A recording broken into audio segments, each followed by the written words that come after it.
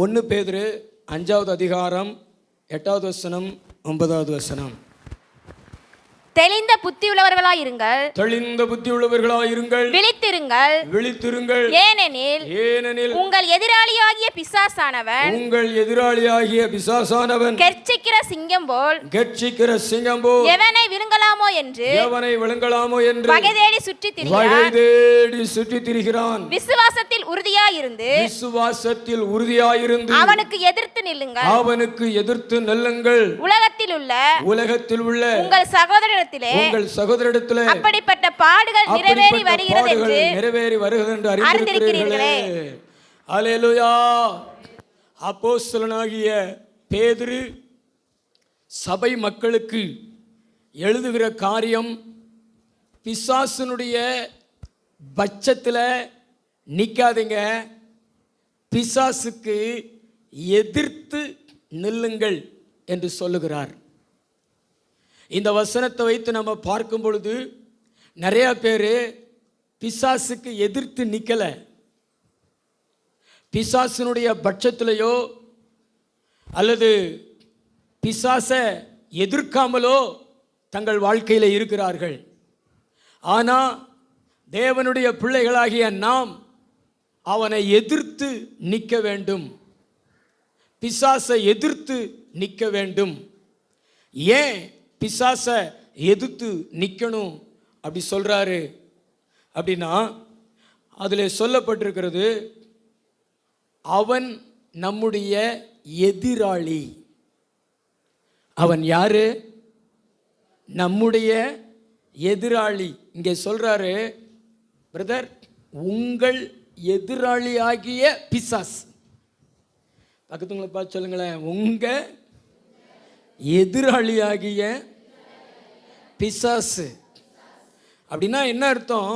உங்களுக்கு எதிரான சிந்தனை உடையவன், உங்களுக்கு எதிரான சிந்தனை உடையவன். நீங்கள் நல்லா இருக்கணும் அப்படின்னு நினைக்காதவன், நீங்கள் கெட்டு போகணும், நீங்கள் அழிஞ்சு போகணும், நீங்கள் விழுந்து போகணும், நீங்கள் கண்ணீர் வடிக்கணும், நீங்கள் நரகத்துக்கு போகணும், அப்படியெல்லாம் சிந்தனை உடையவன்.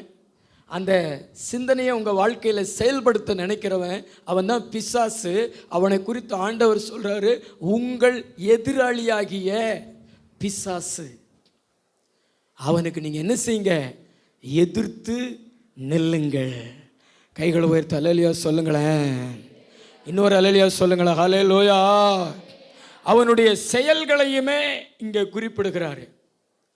உங்கள் எதிராளியாகிய பிசாசு எவனை விழுங்கலாமோ வென்று வகை தேடி சிங்கத்தை போல சுற்றி திரிகிறான். இவனைத்தான் விழுங்கணும் அப்படி கிடையாது. எவன் கிடைச்சாலும் எவனாலும் விழுங்கணும். அதுவும் எப்படி விழுங்கணும்? சிங்கத்தை போல வகை தேடி சுற்றி பாம்பை போல விழுங்கும்படி வருகிறான். விழுங்குதல் அப்படின்னா என்ன அர்த்தம்னா, உங்களை முழுவதும் அவனுடைய கட்டுப்பாட்டுக்குள்ளே வைத்து கொள்ளும்படி. அவன் விழுங்கிட்டானா அடுத்து உங்களுடைய செயல்பாடுகள் எதுவுமே இருக்காது. அவன்தான் உங்கள் வாழ்க்கையில் ஒவ்வொரு காரியத்தையும் செய்வான், உங்களை அடிமையாக்கிடுவான். அப்படித்தான் இந்த மனுக்குள்ளும் அவனுக்குள்ளே போச்சு. முதல்ல பிசாசு ஏவாள் இடத்துல வந்தபோது ஏவாள் எதிர்த்து நின்றிருந்தாள் என்றால் இன்னைக்கு மனுக்குலத்தில் மரணம், கண்ணீர், கவலை, வியாதி, விபத்து, தற்கொலை எதையுமே நம்ம பார்க்க முடியாது. தேவன் மனுஷனை அவரை போல தான் படைச்சாரு. எல்லாத்தையும் படைச்சிட்டு இந்த பூமியை ஆண்டு கொள்ளுங்கள் என்று தான் ஆண்டவர் சொல்லியிருந்தார். தேவனை போலவே அதிகாரம் செலுத்துகிறவனாத்தான் இந்த பூமியில தேவன் படைத்திருந்தார். அவருடைய படைப்புகள் மேலே மனுஷனுக்கு அதிகாரம் இருந்தது. ஆனால் பிசாசுக்கு இடம் கொடுத்து புசிக்கக்கூடாது என்று சொல்லப்பட்ட அந்த கனியை பிடுங்கி சாப்பிட்டதுனால அதிகாரத்தை இழந்தான், வல்லமையை இழந்தான், ஜீவனை இழந்தான். கண்ணீரும் கவலையும் வேதனையும் அவமானமும் நிந்தைகளும் தான் அவனுடைய வாழ்க்கையினுடைய காரியங்களாய் மாறி போச்சு. ஆனால் இப்படிப்பட்ட மனிதர்களை தான் மறுபடியும் மீட்டெடுக்க வேண்டும் என்று சொல்லி இயேசு கிறிஸ்து இந்த பூமிக்கு இறங்கி வந்து அவருடைய இரத்தத்தினால சாத்தானுடைய அதிகாரங்களெல்லாம் வெளியரங்கமான கோலமாக்கி உரிந்து சிலுவையிலே வெற்றி சிறந்திருக்கிறார். இன்னைக்கு நமக்கு ரட்சிப்பை கொடுத்திருக்கிறாரு. இன்னைக்கு நமக்கு அந்த அதிகாரத்தை கொடுத்திருக்கிறாரு. சாத்தான் மேல நமக்கு அதிகாரத்தை கொடுத்திருக்கிறாரு. இதையெல்லாம் பெற்றுக்கொண்ட நாம் அவனுடைய பட்சத்தில் போய் நிற்காம அவனுக்கு எதிர்த்து நிற்க வேண்டும். அவன் நல்லவன் கிடையாது, அவன் எவனை விழுங்கலாம் என்று சொல்லி தீமை செய்யும்படி தான் சுற்றி தருகிறான். பரிசுத்த ஆவியானவர் சொல்லுகிறார், பிசாசுக்கு எதிர்த்து நெல்லுங்கள் என்று. எத்தனை பேர் பிசாசுக்கு எதிர்த்து நிற்க போகிறீங்க? உங்கள் கைகளை உயர்த்தி காமிங்களேன். 2 கைகளை உயர்த்தி காமிங்களேன். ரொம்ப யோசிக்கிறேங்க. ஆமென். இது எலெக்ஷனில் ஓட்டு கேட்குற மாதிரி கேட்கல நான். நீங்கள் அவனை எதிர்த்து நின்று தான் ஆகணும். அப்போ தான் நீங்கள் நல்லா இருக்க முடியும். ஆமென். எல்லாரும் எதிர்த்து நிற்பதற்கு நீங்கள் அர்ப்பணம் செய்யுங்க. பிசாசை எதிர்த்து நிற்பதற்கு நீங்கள் அர்ப்பணம் செய்யுங்க. நல்ல 2 கைகளை தட்டி கர்த்தருக்கு ஸ்தோத்திரம் செலுத்துங்க.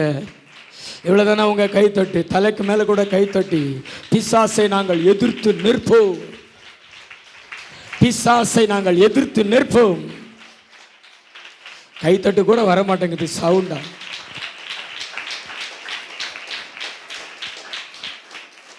பிசாசை எதிர்த்து நிற்பது எப்படி அப்படின்னு சொல்லி ஒரு 4 காரியங்களை உங்களுக்கு சொல்லிக் கொடுக்கும்படி விரும்புகிறேன். பிசாசை எதிர்த்து நிற்பது எப்படி என்கிற ஒரு 4 காரியங்கள்.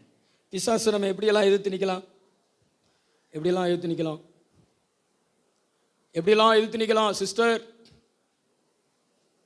பின்னாடி இருக்கிறவங்க, பிசாசை நம்ம எப்படி எதிர்த்து நிற்கலாம்? வீட்டு வாசலில் செருப்பை தங்க விடணும் பாஸ்டர். கையில் ஒரு கோணி ஊசியை வச்சுக்கிறணும் பாஸ்டர். இரும்பை கையில் பிடிச்சிக்கிறணும் பாஸ்டர். கறிக்கட்டையை கறிக்குள்ளே போட்டு கொண்டு போகணும் பாஸ்டர். இப்படியெல்லாம் செஞ்சால் பிசாசு தொடமாட்டான். பிசாசு உங்களை ஏமாற்றி வச்சிருக்கான். அருவாளை பார்த்து அவன் ஏமாந்து போகிறவன் அல்ல. பிசாசை எப்படி எதிர்த்து நிற்பது? வேதம் நமக்கு தெளிவாய் சொல்லுகிறது. 1 பேதுரு 5:9, விசுவாசத்தில் உறுதியாயிருந்து, விசுவாசத்தில் உறுதியாயிருந்து அவனுக்கு எதிர்த்து நில்லுங்கள், அவனுக்கு எதிர்த்து நில்லுங்க. steadfast in the faith, steadfast in the faith, விசுவாசத்தில் நிற்பது. தேவன் நமக்கு கொடுத்த விசுவாசத்தில் நிற்பது, தேவன் நமக்கு கொடுத்திருக்கிற விசுவாசத்தில் நிற்பது, அதுதான் பிசாசை எதிர்த்து நிற்பது. இது என்ன மெத்தடு? நீங்க தெருவழியா போய் கொண்டிருக்கிறீங்க, ஒரு நாய் உங்களை துரத்துகிறது. நீ என்ன செய்வாய்? நீ என்ன செய்வாய்? நாய் துரத்துது, நீ என்ன செய்வாய்? பயந்து ஓடுவியா? தம்பி நீ சொல்லு, ஒரு நாய் உன்னை துரத்துகிறது, நீ என்ன செய்வாய்? என்ன செய்வாய்?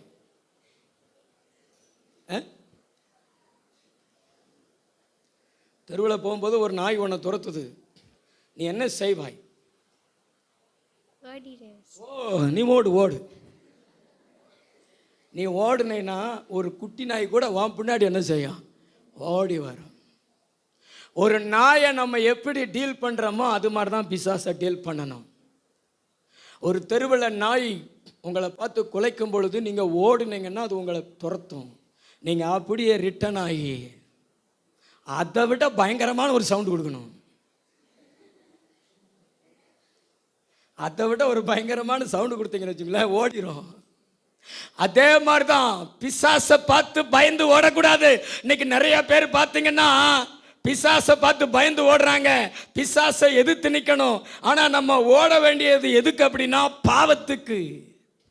பாலியத்துக்குரிய இச்சைகளுக்கு யோசேப்பு ஓடினது மாதிரி நம்ம பாவத்துக்கு தான் பயந்து ஓடணும். ஆனால் நம்ம ஆளுகள்லாம் பார்த்தீங்கன்னா பாவத்துக்கு முன்னாடி மீசையை முறுக்கி அதெல்லாம் என்ன ஒன்றும் செய்ய முடியாது, அதெல்லாம் நான் ஜெயிச்சிருவேன் அப்படின்னு சொல்லிட்டு கடைசியில் பாவத்தில் குப்புற விழுந்து கிடப்பாங்க. பாவத்தை பார்த்து பயந்து ஓடு, ஆனால் பாதாளத்தை பார்த்து பிசாசை பார்த்து நீ எதிர்த்து நெல்.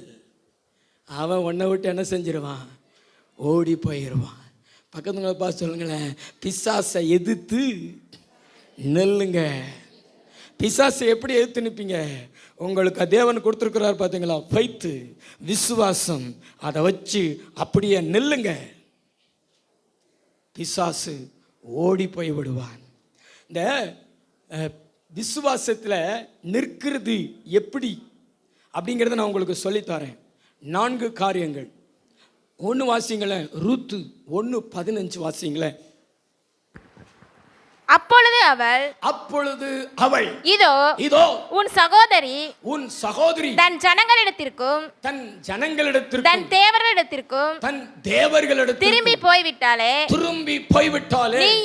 நீயும் உன் சகோதரியின் பிறகே திரும்பி போ என்றாள். உன் சகோதரியின் பின்னே திரும்பி போ என்றாள். அல்லேலூயா. விசுவாசத்தில் உறுதியாய் நிற்பது எது தெரியுமா பிரதர்? நீங்க எதுல இருந்து வந்தீங்களோ, எதை விட்டுட்டு வந்தீங்களோ அதனிடத்திற்கு திரும்பி போகாமல் இருப்பது தான் விசுவாசத்தில் நிற்பது. நீங்க எதுல இருந்து வந்தீங்க? விக்கிரகங்கள் இடத்துல இருந்து தானே வந்தீங்க. விக்கிரகங்களை வழிபடுகிற குடும்பங்களில் பிறந்து உங்களை தேவன் ரட்சித்து, உங்களுக்கு தேவன் தன்னை காண்பித்து இந்த விசுவாச வாழ்க்கைக்குள்ள தேவன் அழைத்து வந்திருக்கிறார். நீங்க பிரித்தெடுக்கப்பட்டிருக்கிறீங்க, நீங்க வேறு பிரிக்கப்பட்டிருக்கிறீங்க. ஆனா இந்த சூழ்நிலையில நீங்க மறுபடியும் எதனிடத்திலிருந்து வந்தீங்களோ அதுக்கு திரும்பி போனீங்கன்னா பிசாசுக்கு கொண்டாட்டம். பிசாசு உங்களை விட்டு ஓட மாட்டான், உங்களிடத்துல வருவான். ஆனால் நீங்கள் உங்க விசுவாசத்தில் உறுதியாக இருந்து நீங்க விட்டுட்டு வந்தவைகளை திரும்பி கூட பார்க்காமல் கர்த்தருக்குள் நிலைத்திருப்பது தான் விசுவாசத்தில் நிற்பது. ரூத்து ஒரு மோவாபிய பெண். ரூத்து யாரு சொல்லுங்களேன்? ஒரு மோவாபிய பெண். விக்கிரகத்திலே பிறந்து, விக்கிரகத்திலே வளர்ந்து, விக்கிரகத்திலே வாழ்ந்த பெண். திருமணம் செய்த பின்பு, நகோமியினுடைய குடும்பத்துக்குள்ளே வந்த பின்பு அவள் யெகோவா தேவனை அறிகிறாள். இப்ப கணவர் இறந்து போயிட்டாரு. இப்ப மறுபடியும் திரும்பி போகக்கூடிய சூழ்நிலை. ஆனால் அவள் திரும்பி போகல, தான் பெற்றுக்கொண்ட விசுவாசத்தில் நிற்கிறாள். மாமியார் சொல்றா, நீங்க அம்மா அப்பா வீட்டுக்கு போ, உன் தேவர்களிடத்துக்கு திரும்பி போ, உன் சகோதரி ஒரு பால் போயிட்டாலே நீ போ. ரூத் என்ன சொன்ன தெரியுமா? ரூத் என்ன சொன்னா? திரும்பி போவதை குறித்து என்ன செய்யக்கூடாது? பேசக்கூடாது. நீ மரணம் அடையும் இடத்துல நான் மரணம் அடையும். அப்படின்னா என்ன அர்த்தம்? சாகிற வரைக்கும் இந்த இயேசுநாதரை விட்டுட்டு நான் எங்கேயுமே போக மாட்டேன். சாவுதான் என்னையும் இயேசுநாதரையும் பிரிக்கணும். அதுக்கு பிறகு நான் பரலோகத்துக்கு போயிடுவேன். ஓ, ஆவியானவர் நம்மளை பார்த்து சொல்றாரு, எந்த சூழ்நிலையிலையும் திரும்பி போகாமல் இருப்பது. திரும்பி போகக்கூடிய சூழ்நிலைகள் நம்முடைய வாழ்க்கையில் ஏற்பட்டாலும் விசுவாசத்தில் நிற்பது, அதுதான் பிசாசை எதிர்த்து நிற்பது. பக்கத்துங்களை பார்த்து சொல்லுங்களேன், திரும்பி போகாதீங்க. நல்ல கையை பிடிச்சு சொல்லுங்களேன், திரும்பி போகாதீங்க. தேவர்களிடத்திற்கும் ஜனங்களிடத்திற்கும் திரும்பி போகாதீங்க. ஏசப்பா எங்க இருந்து உங்களை வெளியே கொண்டு வந்தாரோ அங்க திரும்பி போகாதீங்க. நீங்க ஆண்டவருக்குள்ள உறுதியாயிருங்க, ஆண்டவருக்குள்ள நிலையாயிருங்க. முந்தின வாழ்க்கையை பார்க்கலாம், பிந்தின வாழ்க்கை ஆசீர்வாதமானதாக இருக்கும். இந்த உறுதியா இருந்த ரூத்து கைவிடப்படலையே, கைவிடப்படலையே. ஆண்டவர் அவருடைய வாழ்க்கையை மறுபடியும் கட்டினாரே. ஆண்டவருக்குள்ள உறுதியா இருந்த அந்த மகள் கைவிடப்பட்டாளா? இல்ல இல்ல இல்ல. அவளுக்கு ஒரு போவாஸ் என்கிற கணவரை கொடுத்தாரு, ஓபேத் என்கிற பிள்ளையை கொடுத்தாரு, தாவீதின் வம்சத்தை கொடுத்தாரு. இயேசுவே அவளுடைய வம்சத்துல பிறந்தாரு. கர்த்தருக்கு உறுதியா நிக்கிற நீ வெட்கப்பட்டு போக மாட்டே. தலைக்கு மேல கூட கை தட்டி தேவாதி தேவனை மகிமைப்படுத்துங்க. ஆனா திரும்பி போகாதீங்க பிரதர், திரும்பி போகாதீங்க. நீ விட்டுட்டு வந்த விக்கிரகங்கள் இடத்துல, தேவர்கள் இடத்துல திரும்பி போகாத, திரும்பி போகாத. விரும்பி பாருங்க இயேசுவை, இன்னும் விரும்பி, இன்னும் விரும்பி பாருங்க. ஆண்டவர் உங்க வாழ்க்கையை கட்டுவார். இடிஞ்சு போன வாழ்க்கையை கூட கட்டுவார். ஆனா முந்தி இருந்த வாழ்க்கையை விட மகிமையா கட்டுவார். ஆமென். இயேசுவுக்குள்ள உறுதியாய் நிற்கிற பிள்ளைகள் வெட்கப்பட்டு போக மாட்டாங்க, கைவிடப்பட்டு போக மாட்டாங்க. கர்த்தர் வீட்டை கட்டாராகில் கட்டுடைய பிரயாசம் விருதா. வேற யாரும் கட்ட முடியாது, ஆண்டவர் கட்டுவார். என் வாழ்க்கை அப்படி ஆகிப்போச்சே, என் பிள்ளைகளுடைய வாழ்க்கை அப்படி ஆகிப்போச்சே அப்படின்னு நினைச்சு கவலைப்படாதீங்க. விசுவாசத்தில் மட்டும் கர்த்தருக்காக உறுதியா நில்லுங்க. ஆண்டவர் மறுபடியும் கட்டுவார். விழுந்து போன தாவீதின் கூடாரத்தை மறுபடியும் எடுப்பித்து அதன் திறப்புகளை அடைத்து அதன் பழுதாய் போனவைகளெல்லாம் சீர்படுத்தி, ஓ முந்தி இருந்ததை பார்க்கலாம் அதை மகிமையாய் கட்டுகிற தேவன். ஆமோஸ் 9:12 கர்த்தர் அதை தான் சொல்றாரு, அதை மகிமையாய் கட்டுவேன். ஆண்டவர் விட்டு திரும்பி போகாதீங்க. ரெண்டாவது ஒரு காரியத்தை வாசிங்களேன். ஆதியாகமம் 6:2-3.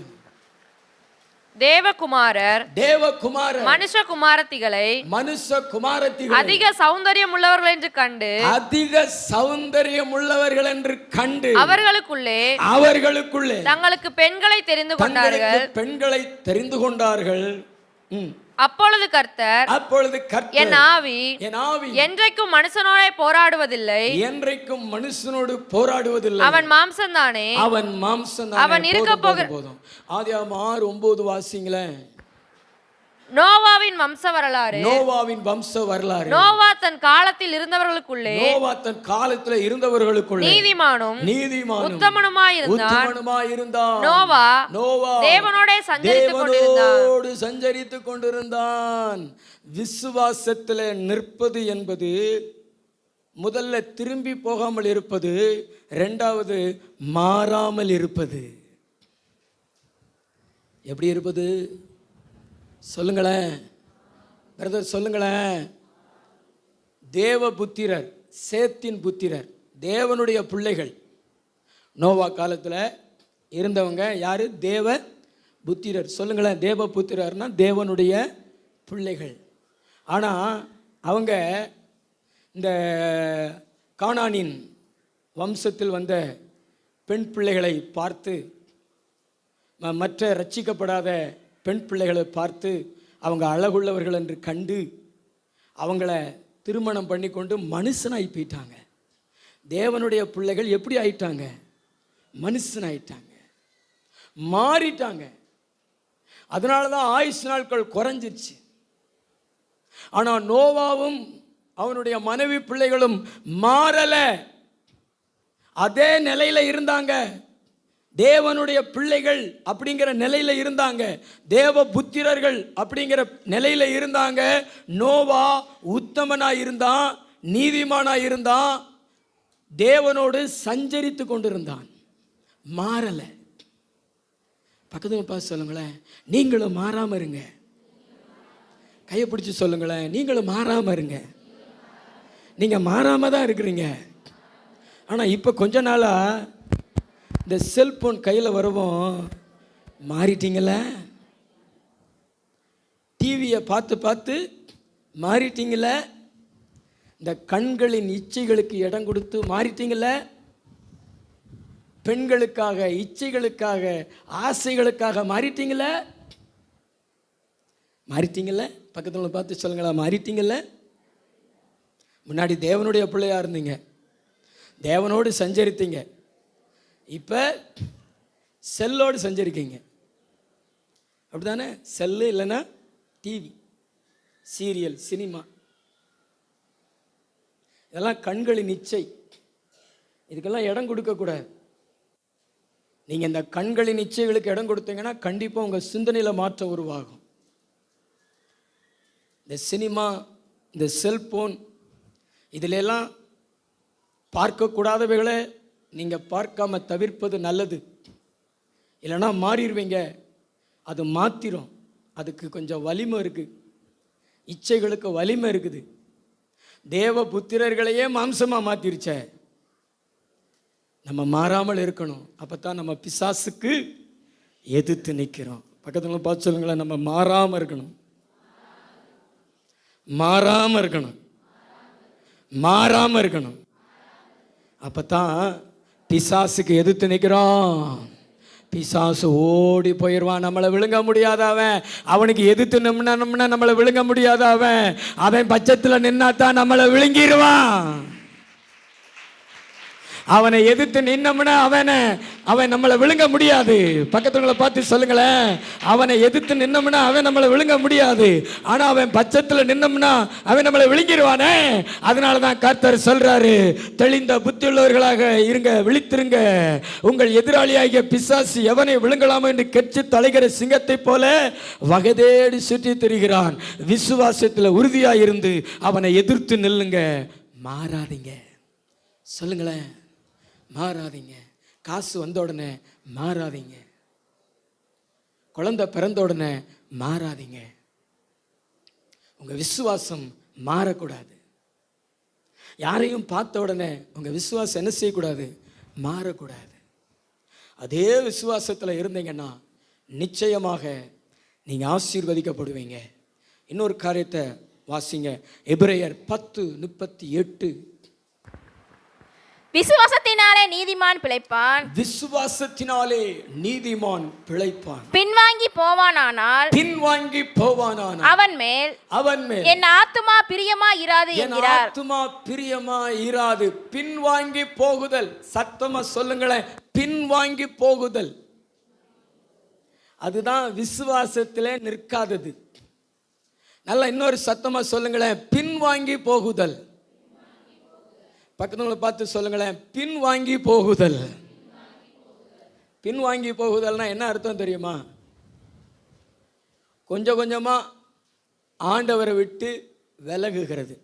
அதுதான் பின்வாங்கி போகிறது. தம்பி சந்தோஷங்க, வாய, நாங்கள் செய்கிறத கவனமாக கவனிங்க.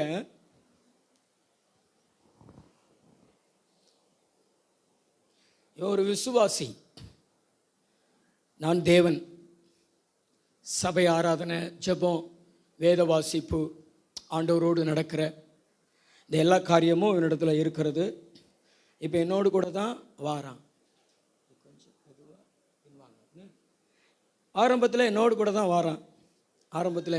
வாரான். ஆனால் இப்போ ஜெபிக்கிறத விட்டுட்டான். இப்போ பைபிள் வாசிக்கிறத விட்டுட்டான்.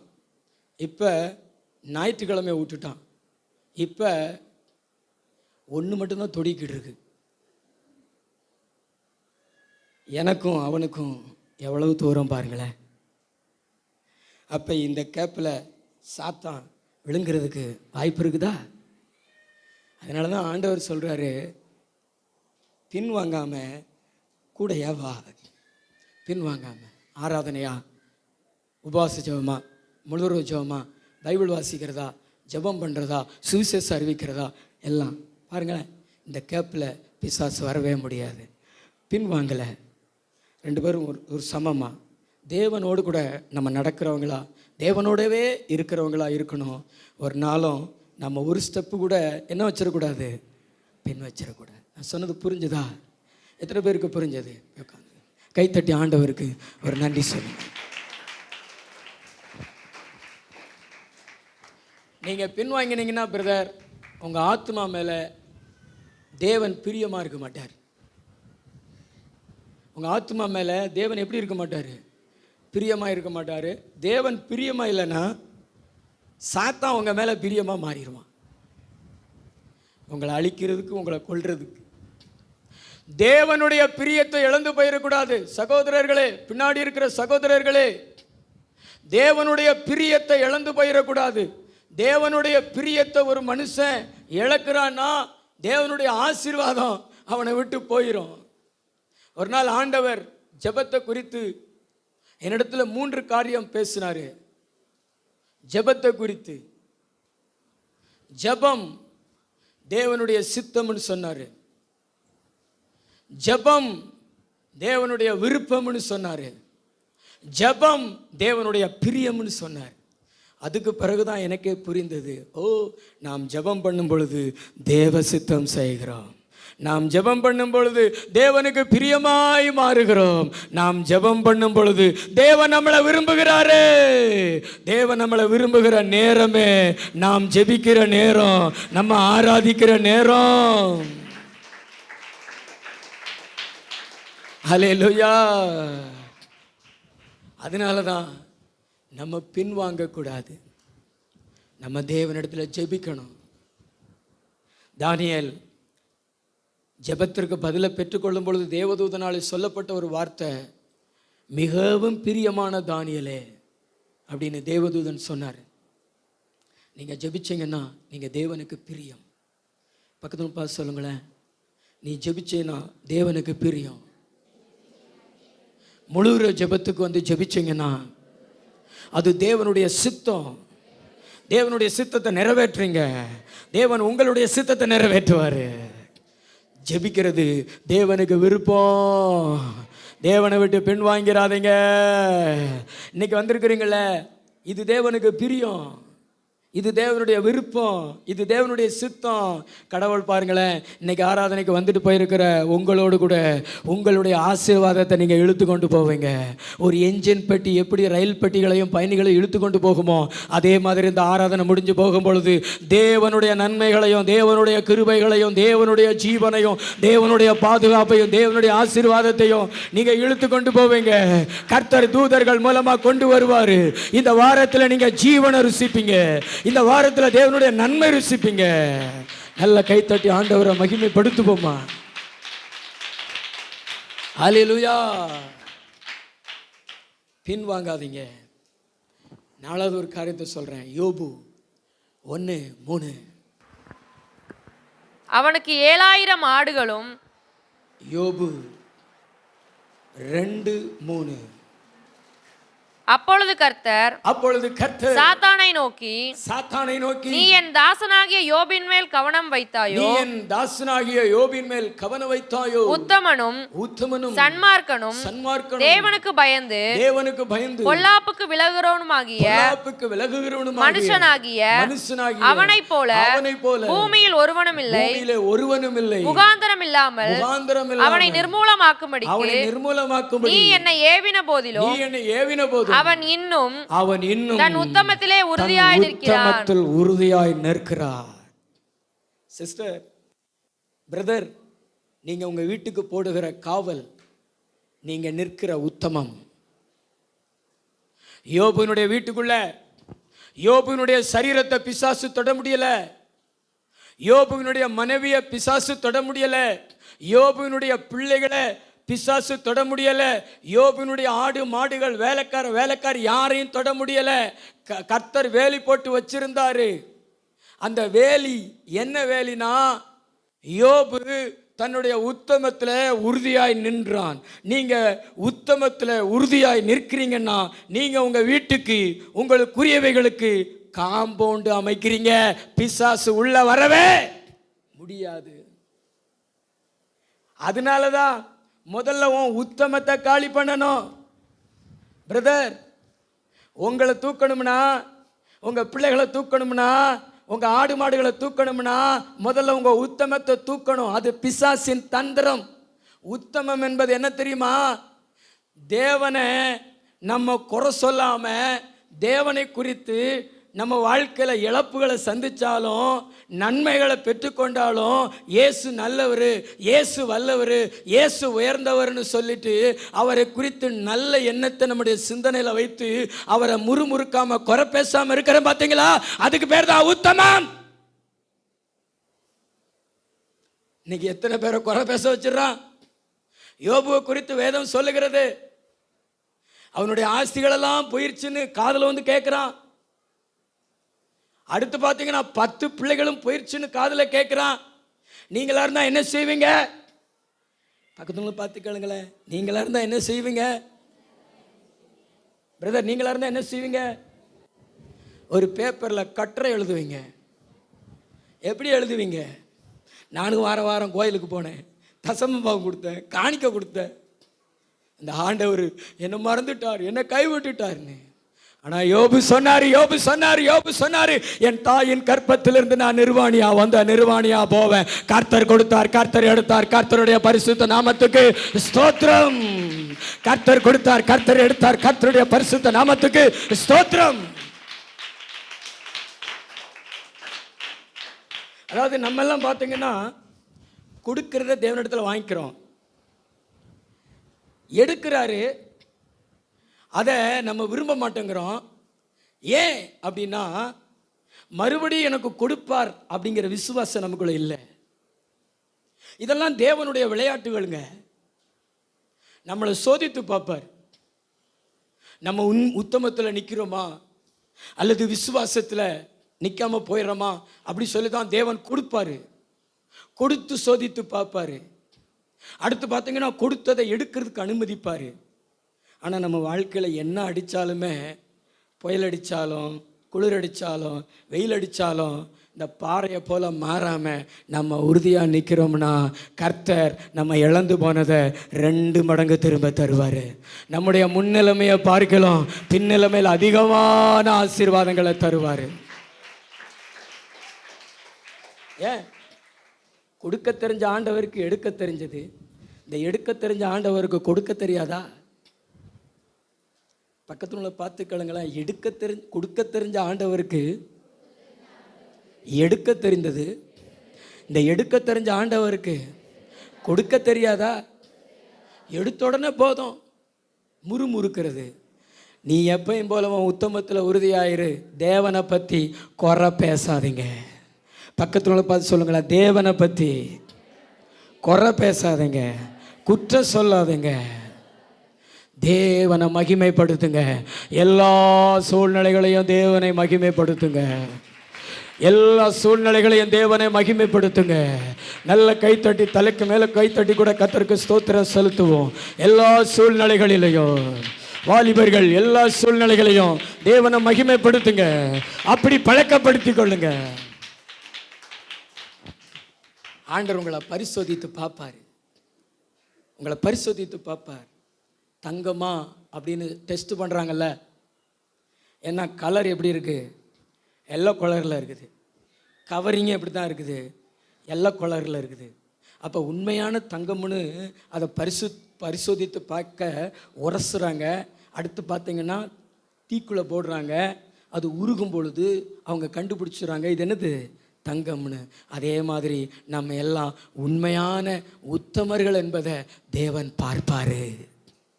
அதைத்தான் யாக்கோபில் சொல்லப்பட்டிருக்கிறது, சோதனையை சகிக்கிற மனுஷன் பாக்கியவான், அவன் உத்தமன் என்று விளங்கின பின்பு கர்த்தர் தம்மிடத்தில் அன்பு கூறுகிறவர்களுக்கு வாக்குத்தத்தம் பண்ணின ஜீவ கிரீடத்தை பெறுவான் என்று ஆண்டவர் சொல்றாரு.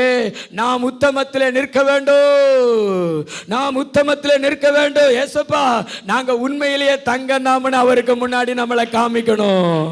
அவருடைய பரிசோதனையில் நம்ம ஜெயம் எடுக்கணும். நம்ம நாவுல, நம்முடைய வாயில ஆண்டவரை குறை சொல்லக்கூடாது, ஆண்டவரை குற்றம் சொல்லக்கூடாது. ஹல்லேலூயா. நாங்கள்லாம் தேவனை குறை சொல்றதே கிடையாது, இதுவரைக்கும் குறை சொன்னதில்லை அப்படின்னு யாராவது கையை உயர்த்தி காமிங்களேன். இருந்தீங்கன்னா கையை உயர்த்தி காமிங்களேன், நல்ல கையை உயர்த்தி காமிங்களேன். ஓ பரவாயில்ல, ஒரு 3 கரங்கள் உயருது. இங்கே ஒரு கரம் உயர்கிறது. உங்களுக்காக நான் கர்த்தருக்கு நன்றி சொல்லுகிறேன். இனி வரும் நாட்களில் ஒரு சின்ன காரியத்தில் கூட தேவனை குறை பேசாதீங்க. அதாவது பிரதர், தேவனை குறை பேச வச்சு நம்முடைய உத்தமத்தை விட்டு நம்மளை விலக்கி உள்ளே பூந்துருவான் பிசாசு. பிசாசு உள்ளே வராதபடிக்கு நம்ம அடைக்கிற வாசல் எது அப்படின்னா, ஆண்டவரை குறை சொல்லாமல் இன்பமோ துன்பமோ உயர்வோ தாழ்வோ வறுமையோ எழுச்சியோ வீழ்ச்சியோ என்ன நடந்தாலும் ஏசப்பா உமக்கு ஸ்தோத்திரம், நீர் நல்லவர், நீர் வல்லவர், நீர் பெரியவர், நீர் மாறாதவர், எங்கள் வாழ்க்கையில் நீர் எதை செஞ்சாலும் நன்மைக்கு தான் அப்பா செய்வீர், இதை கூட நீங்கள் நன்மைக்கு தான் செஞ்சிருக்கிறீங்கன்னு சொல்லிட்டு எல்லா நிலைகளிலையும் கர்த்தரை ஸ்தோத்திரம் பண்ணி பழகுங்க. பின்னாடி இருக்கிற பிள்ளைகள் கர்த்தரை ஸ்தோத்திரம் பண்ணி பழகுங்க. கர்த்தர் உங்களை கைவிட மாட்டாரு, கர்த்தர் உங்களை மறக்க மாட்டாரு. கைத்தட்டு வர மாட்டேங்குது பாருங்களேன். அல்லேலூயா. அதான் ஃபாதர் பெர்க்மன்ஸ் ஒரு பாடல் பாடி இருக்கிறாரு, என்ன வந்தாலும் எது நடந்தாலும் அப்பாவை ஸ்தோத்தரிப்பே, என்ன வந்தாலும் எது நடந்தாலும் அப்பாவை ஸ்தோத்தரிப்பே, ஏசப்பா ஸ்தோத்திரம், ஏசப்பா ஸ்தோத்திரம். சில பேருக்கெல்லாம் பாருங்களேன், ஆண் குழந்தை பிறக்கும்னு எதிர்பார்த்துக்கிட்டு இருப்பாங்க, டபக்குன்னு பெண் குழந்தையா பிறந்துடும். சரி, அடுத்தாவது ஒரு ஆண் குழந்தை பிறக்கும்னு பார்ப்பாங்க, அதுக்கடுத்தும் பெண் குழந்தை. சரி, மூன்றாவது கஜினி முகமது போல 15 முறை படையெடுத்து ஜெயிச்சாம்ல, அது மாதிரி ஒரு விசுவாசத்தில் மூன்றாவதும் ஒரு ஆண் குழந்தை, மூன்றாவதாவது ஒரு ஆண் குழந்தை பிறக்கும்னு எதிர்பார்த்து ஜெபித்து எதிர்பார்ப்பாங்க. ரிசல்ட் பார்த்தீங்கன்னா 3 பெண். உலகத்திலேயே தேவன் அதிகமாக நேசிக்கிற குடும்பம் 3 பெண் குழந்தைகள் இருக்கிற குடும்பம். கைத்தட்டு வரவே வராது. ஆமென். ஆமாம், தேவனுக்கெல்லாம் ஆணோ பெண்ணோ அதெல்லாம் அவருக்கு பொருட்டு கிடையாது. அவருக்கு தேவை பிள்ளைகள், கர்த்தரால் வரும் சுதந்திரம். அதாவது இந்த உலகத்தில் அவங்கள கொண்டு தேவன் செய்ய நினைத்திருக்கிற காரியங்களை செய்கிறதுக்காக பெண்ணாக படைப்பார், ஆணாக படைப்பார்.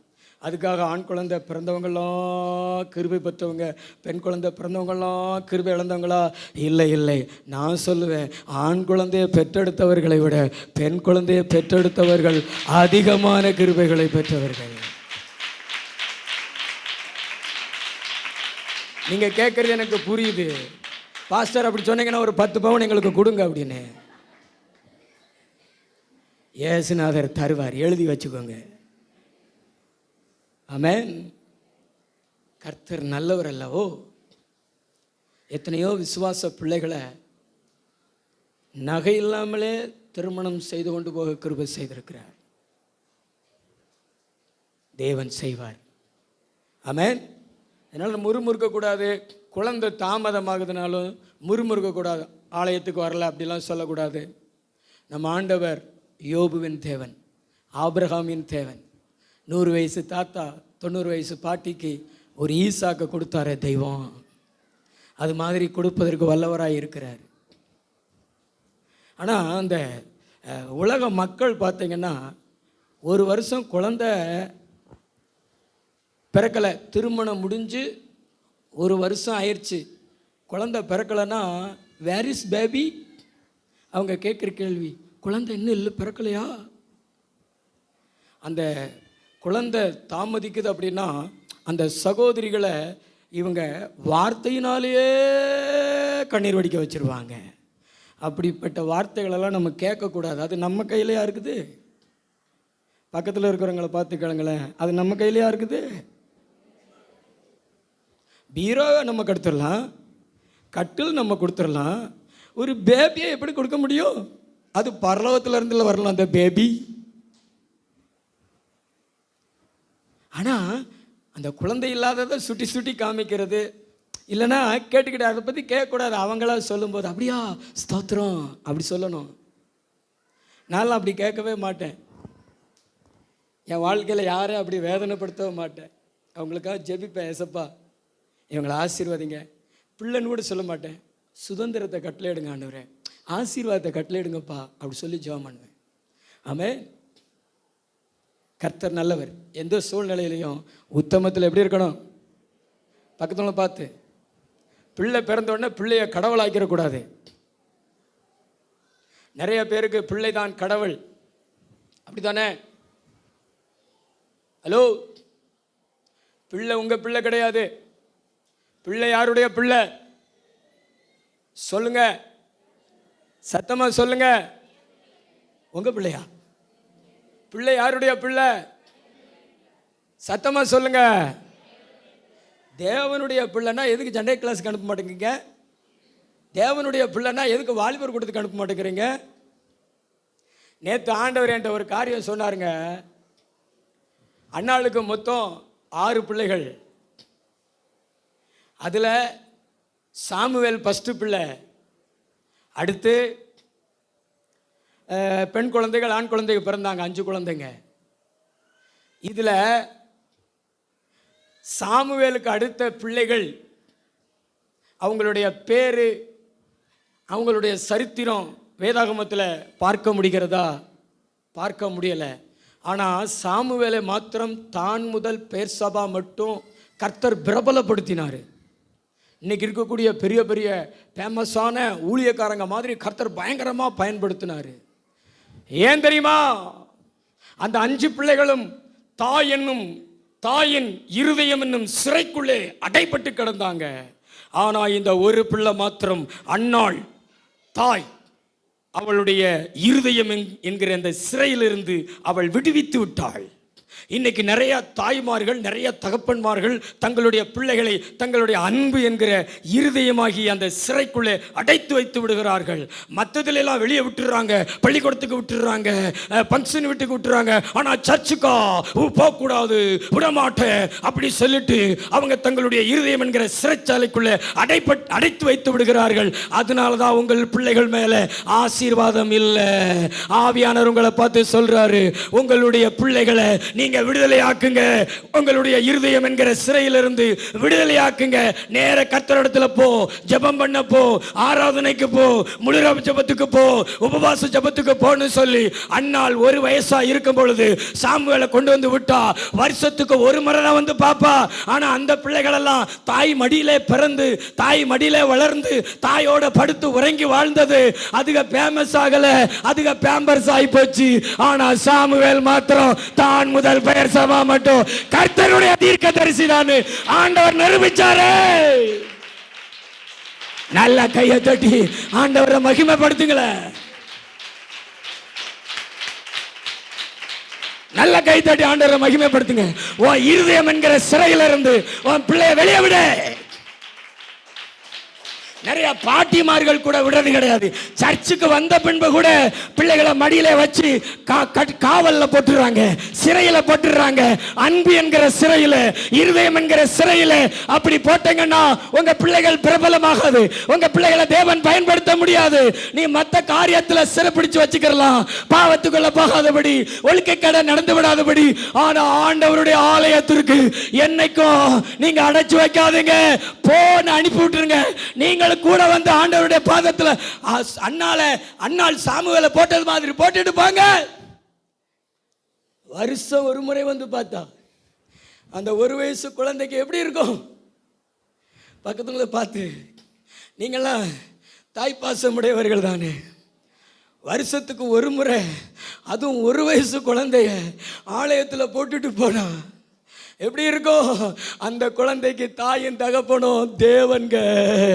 அந்த குழந்தைக்கு தாயும் தகப்பனும். அந்த குழந்தை தாய் மடியில வளரல, தேவனுடைய மடியில வளர்ந்தது.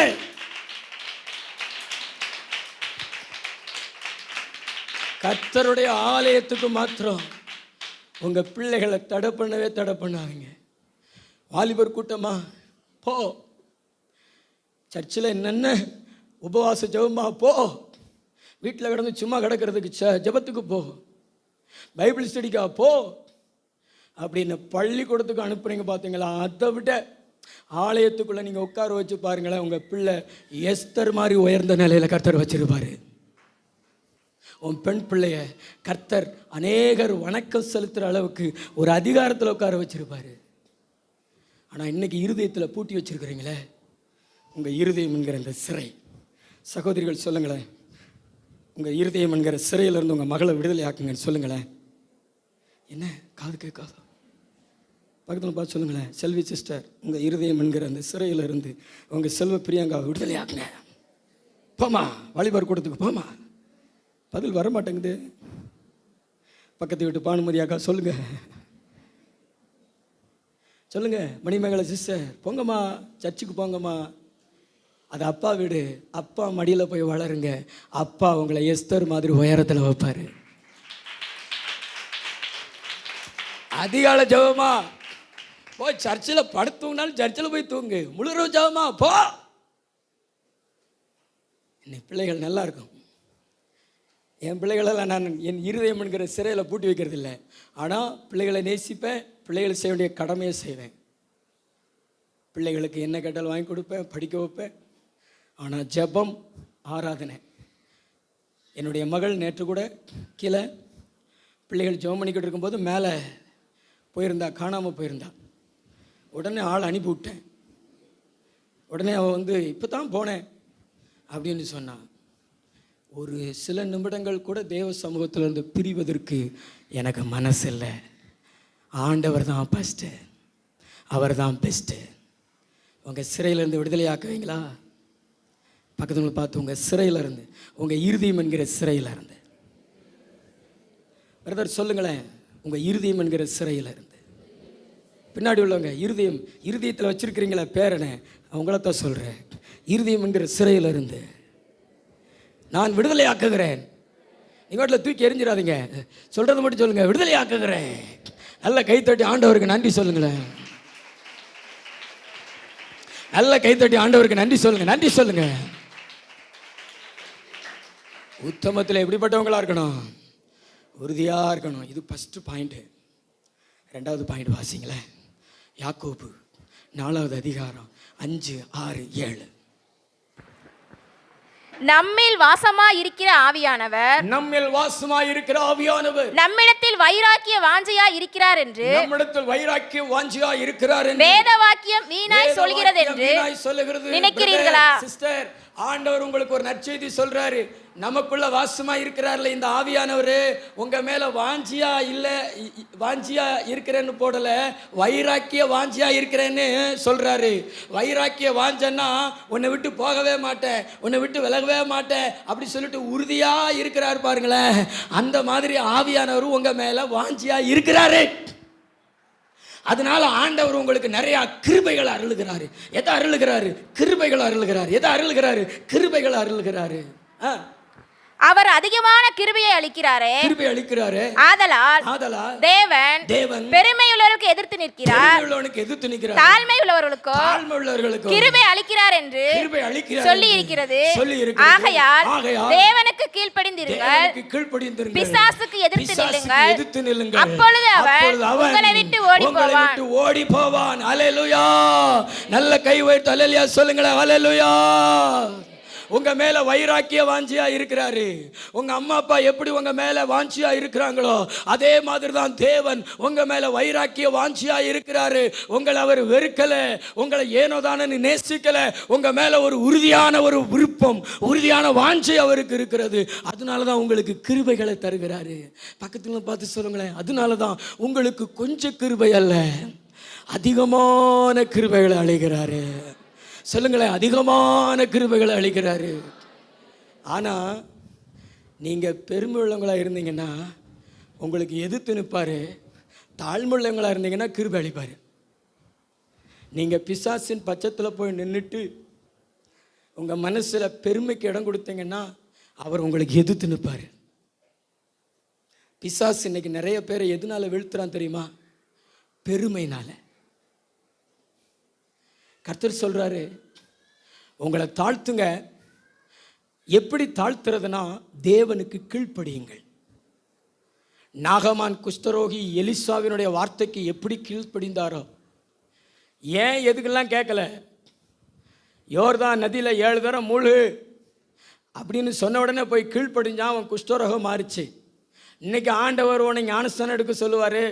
ராபோஜன பந்தி எடுக்க சொல்லுவார், தசமபாகம் கொடுக்க சொல்லுவார், ஞாயிற்றுக்கிழமை ஆராதனைக்கு சரியாக வான்னு சொல்லுவார், சரியான நேரத்துக்கு வான்னு சொல்லுவார், ஆண்டவர் விக்கிரக ஆராதனை பண்ணாதன்னு சொல்லுவார், விபச்சார பாவம் செய்யாதன்னு சொல்லுவார்.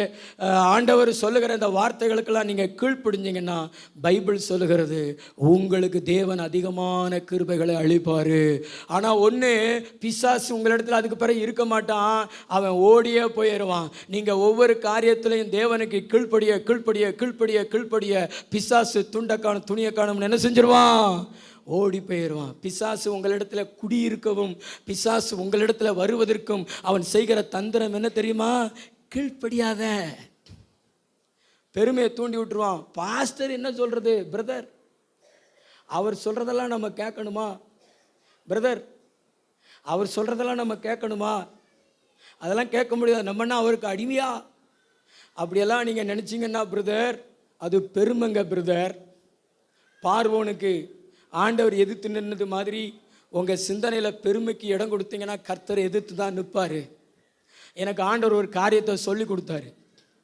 தாழ்மை என்பது எது, பெருமை என்பது எது அப்படின்னு சொல்லி கொடுத்தார் ஆண்டவர்.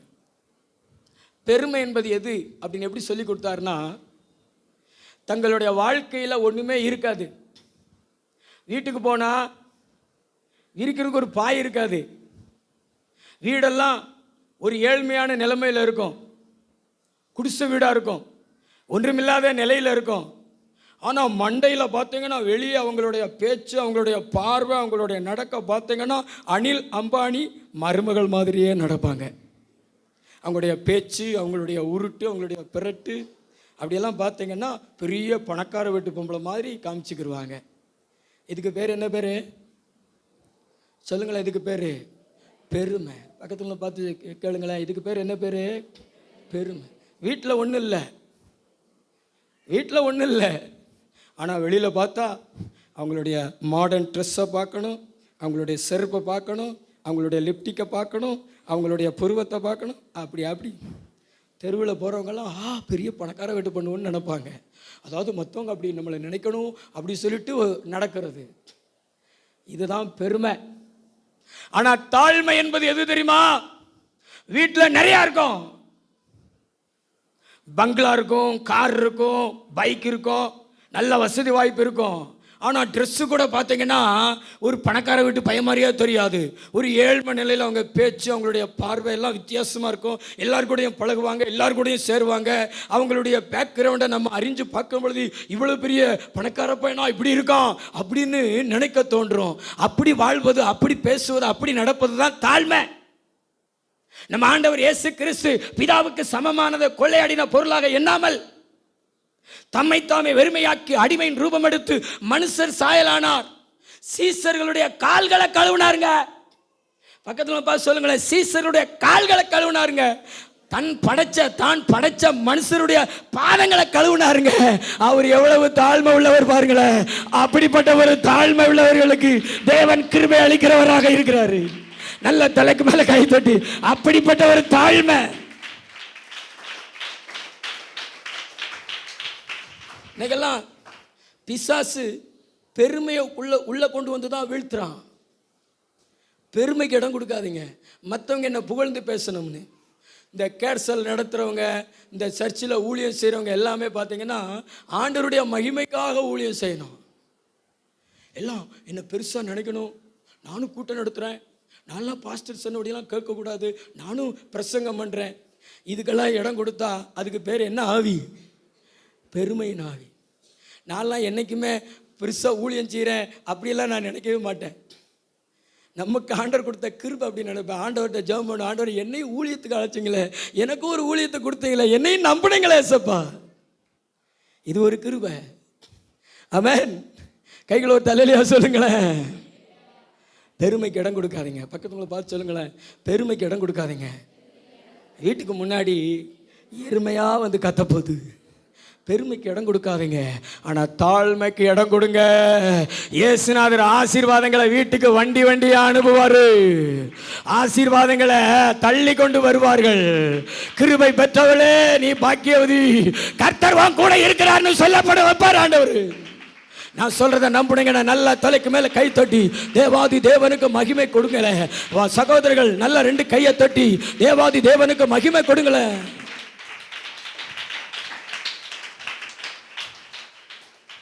பெருமைக்கு இடம் கொடுக்காதீங்க. எவ்வளவு உங்களை தாழ்த்த முடியுமோ அவ்வளவு தாழ்த்துங்க.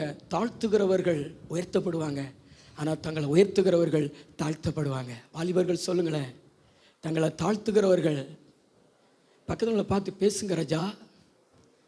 தங்களை தாழ்த்துறவங்க என்ன பார்த்து பேசாதீங்க, பக்கத்துங்களை பார்த்து பேசுங்க. தங்களை தாழ்த்துறவங்க உயர்த்தப்படுவாங்க, உயர்த்துகிறவர்கள் தாழ்த்தப்படுவாங்க.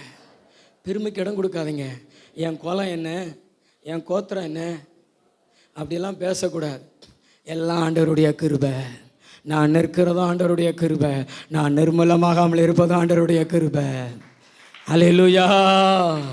நல்ல கைத்தட்டி ஆண்டவருக்கு நன்றி சொல்லுங்களேன். உங்களை பெருமையாக்குங்க, உங்களை தாழ்த்துங்க. உன்னை தாழ்த்த தாழ்த்த கர்த்தர் உன்னை லிஃப்ட் பண்ணி தூக்கிட்டு போயிட்டே இருப்பார். ஆனால் இந்த வஸ்தின்னு ஒருத்தி இருக்கா பாருங்களேன். வஸ்தி யார் தெரியுமா உங்களுக்கு? வஸ்தி, வஸ்தி தெரியுமா? வஸ்தி, வஸ்தி அகாஸ்வர ராஜாவினுடைய முதல் மனைவி வஸ்தி. சௌந்தரியமுள்ள பெண்.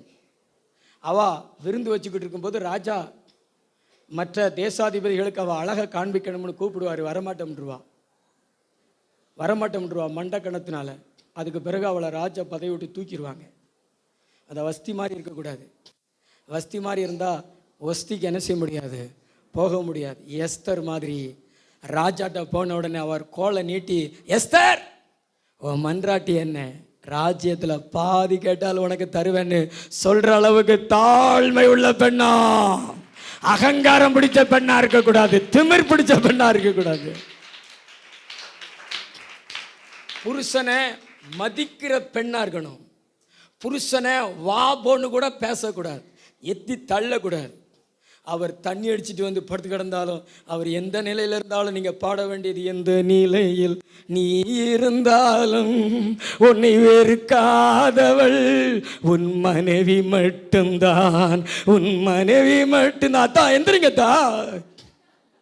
பித்தான் கலண்டு போச்சு. இப்படி பாடுகிற பெண்ணு தாங்க தேவனிடத்துல கிருபையை பெற்றுக்கொள்கிற பெண். நீங்கள்லாம் 2 குழந்தை பிறந்த உடனே வீட்டு வேலைக்காரனை விட கேவலமாக மதிக்கிறீங்க. அவருக்காக நீங்கள் எத்தனை நாள் காத்திருந்தீங்க? மாப்பிள்ளை பொண்ணு பார்க்க வரும்பொழுது கதவு இடுக்கல நின்று பார்த்தீங்கல்ல, மாப்பிள்ளை நல்ல மாப்பிள்ளையான்னு. மாப்பிள்ளைக்கு பதில் மாப்பிள்ளை தோழனை பார்த்தீங்கல்ல, அதுக்கு தான் கூட்டு போக மாட்டாங்க. சஸ்பென்ஸ். ஆனால் இன்னைக்கு அந்த கனம் எங்கே, இன்னைக்கு அந்த மதிப்பு எங்கே? வஸ்தி மாதிரி வரமாட்டேன் சொல்லக்கூடாது. தேவனுக்கு அடுத்த ஒரு அரசன் யார் அப்படின்னா உங்கள் கணவர் தான். அதனால தான் முன்னோர்கள் சொல்லி வச்சிருக்கிறாங்க, கல்லானாலும் கணவன், புல்லானாலும் புருஷன். நீங்கள் இந்த புள்ள நினைக்காதீங்க, வெளியில் முளைச்சி கிடக்கிற புல்லானாலும் புருஷன். அதாவது ஒல்லி ஆயிட்டாலும் பலவீனப்பட்டாலும் உடன்படிக்கையை காத்து கொள்ளுங்கள். நம்முடைய தேவன் உடன்படிக்கையின் தேவன். கர்த்தர் ஒருவர் இருக்கிறார் என்பதை நம்ம என்ன செய்யக்கூடாது, மறந்து போகக்கூடாது. நல்ல 2 கைகளை தட்டி ஆண்டவருக்கு நாம் மகிமை செலுத்துவோம். நல்ல 2 கைகளை தட்டி. கடைசியா ஒரே ஒரு வசனத்தை மட்டும் வாசிச்சிருவோம். சங்கீதம் 106, 12, 13. அப்பொழுது அவர்கள் அவருடைய வார்த்தைகளை விசுவாசித்து அவருடைய துதியை பாடினார்கள். ஆனாலும் சீக்கிரமாய் அவருடைய கிரியைகளை மறந்தார்கள்.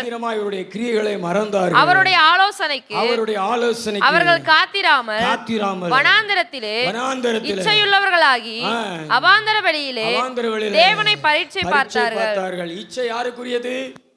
சத்தமா சொல்லுங்க, இச்சை யாருக்குரியது? சத்தமாக சொல்லுங்களேன். யோவான் 8:44 சொல்லப்பட்டிருக்கிறது, பிசாசு இச்சையுடையவன், இச்சைகளின் பிதா, பொய்க்கு பிதா இச்சையுடையவன். ஆனால் இந்த இச்சை ஒரு மனுஷனுக்குள்ள எப்படி வருது? நான் சொல்றேன், நல்லா கவனிங்க. ஒரு ரகசியம். எதுக்கு இச்சை வருது தெரியுமா?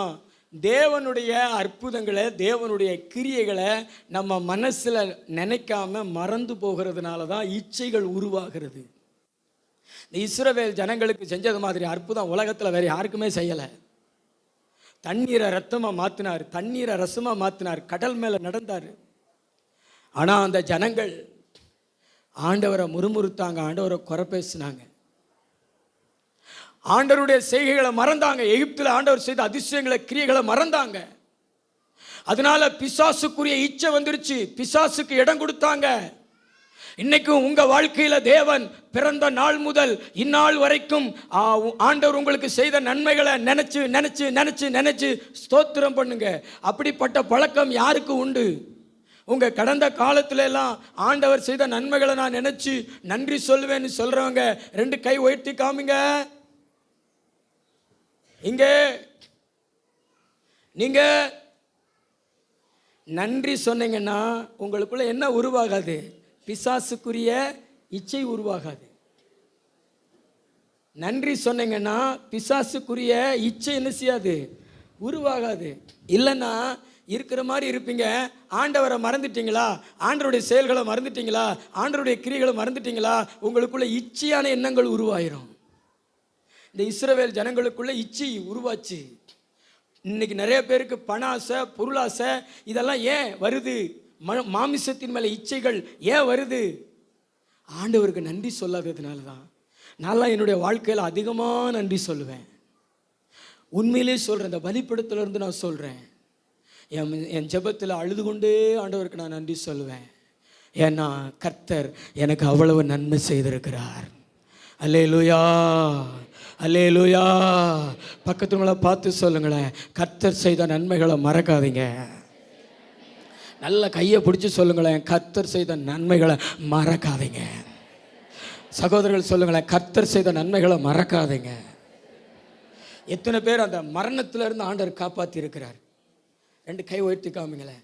நான் செத்துருக்க வேண்டியவன், ஆனால் என்ன ஆண்டவர் காப்பாற்றினார் சொல்கிறவங்க 2 கைகளை உயர்த்தி காமிங்க. சகோதரர்கள், தம்பி உங்களை மரணத்திலேருந்து காப்பாற்றினாரா? நல்ல கை உயர்த்தி காமிங்க. உண்மையிலேயே கை கழுப்படாதீங்க. நீங்களாம் ஆண்டவருக்கு அதிகமான நன்றி சொல்லுங்கள். இவங்களுக்கெல்லாம் மரணத்திலேருந்து ஆண்டவர் காப்பாற்றல நினைக்கிறாங்க. உண்மையிலேயே தாயின் கற்பத்திலிருந்து பிறந்த அத்தனை பேரையும் மரணத்திலிருந்து காப்பாற்றிருக்கிறாரு. ஏன்னா தாவீது சொல்கிறாரு, என் தாயின் கற்பத்திலே கர்த்தர் என்னை காப்பாற்றினார் என்று.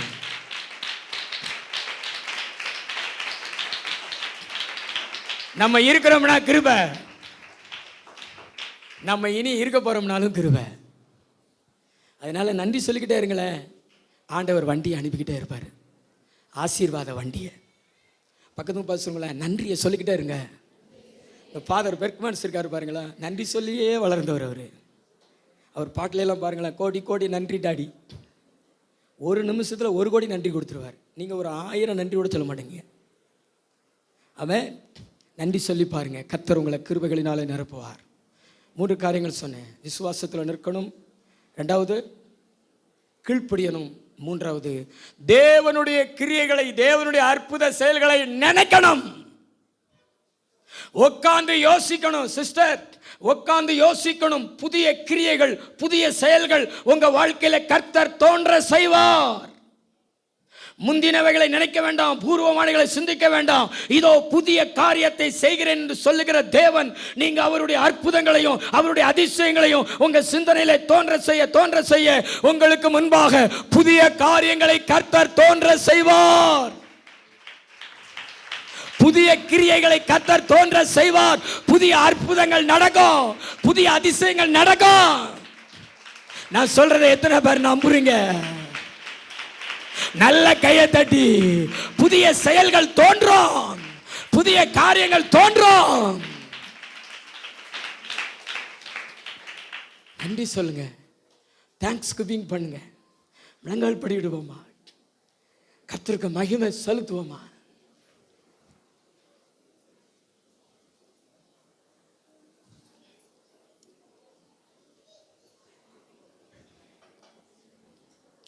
இதயத்தில் கை வச்சு நன்றி உள்ள இருதயம் கொடுங்க சபா. சொல்லுங்களேன் எல்லாரும், எனக்கு கொடுத்த நல்ல கணவர், எனக்கு கொடுத்த நல்ல மனைவி, எனக்கு கொடுத்த நல்ல பிள்ளைகள், எனக்கு கொடுத்த ஆரோக்கியம், எல்லாத்துக்கும் ஸ்தோத்திரம் சபா. இருதயத்தில் கை வச்சு ஜெபிங்க. நான் மாற மாட்டேன் ஆண்டவரே, பின்வாங்க மாட்டேன் ஆண்டவரே. எல்லாரும் சொல்லுங்களேன், வாலிப பிள்ளைகள் சொல்லுங்களேன். சத்தம் எழும்பட்டும், அந்த நன்றியின் சத்தம் எழும்பட்டும். எனக்கு கொடுத்த எல்லாத்துக்காக நன்றி. பின்னாடி இருக்கிற சகோதரர்கள் சொல்லுங்களேன், எனக்கு கொடுத்த ஆரோக்கியத்துக்காக ஸ்தோத்திரம். ஆவியானவர் அசைவாடுறாரு பாருங்களேன். நோவாவின் ஆராதனையில் கர்த்தர் இறங்கினது மாதிரி இங்க நிறைய பேர் மேல இறங்கி கொண்டு இருக்கிறார் பாருங்களேன். நிறைய பேரை தொடுறாரு பாருங்களேன். நிறைய பேருக்குள்ள ஆண்டவருடைய வல்லமை இறங்குது பாருங்களேன். நிறைய பேர் மேல ஆண்டவர் கரத்தை வைக்கிறார் பாருங்களேன். பிசாசு ஓடுறான், பிசாசு ஓடுறான். இன்னைக்கு நம்ம அவனை எதுக்க ஆரம்பிச்சுட்டோம். நல்ல அந்நிய பாஷை பேசுங்களேன். நல்ல அந்நிய பாஷையில நிறைஞ்சு விடுதலையோடு விடுதலையோடு விடுதலையோடு ஆவியில நிரம்புங்களே. பிசாசு ஓடுறான், பா பா பிசாசு. நன்றி ஏசப்பா, நீர் கொடுத்த வார்த்தைக்காய் நன்றி. நாங்க பிசாசை எதிர்த்து நிற்கிறோம், விசுவாசத்தில் உறுதியா நிற்கிறோம். வந்த மக்கள் எல்லாரும் ஆசீர்வதிங்க, ரத்த கோட்டைகளை மறைங்க. இந்த வாரம் முழுது கூட இருங்க, சாட்சியா நிறுத்துங்க. பிள்ளைகளை பாதுகாத்து கொள்ளுங்க, தேவைகளை சந்திங்க. ஆசீர்வாதங்கள் உங்கள் பிள்ளைகளோடு கூட கடந்து செல்லட்டும். நன்மை கிருபை தொடரட்டும். இயேசு கிறிஸ்துவின் மூலம் ஜெபிக்கிற நல்ல பிதாவே.